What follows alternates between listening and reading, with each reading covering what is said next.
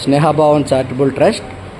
వీళ్ళు సిగిడివలస లక్ష్మణరావు గారు అప్పియమ్మ గారికి మనం ట్రస్ట్ ఓపెన్ అయిన కాడి నుంచి మనం రేషన్ ఇస్తూనే వస్తున్నాం.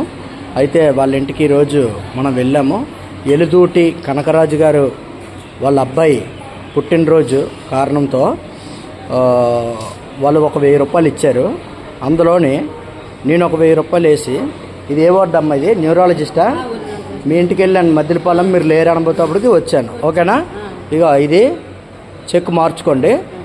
ఎలుదూటి కనకరాజు అనే అతను స్నేహభావం చారిటబుల్ ట్రస్ట్ వారికి 1000 రూపాయలు ఇచ్చారు.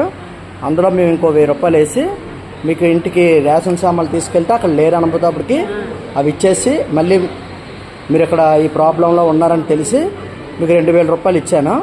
అది మీరు మార్చుకోండి. ఇట్లా స్నేహభావం చారిటబుల్ ట్రస్ట్. ఏమ్మా, ఈ మధ్యలో ఇంకేమైనా అవసరమైతే ఫోన్ చేయండి. ఓకేనా? సరేనమ్మా.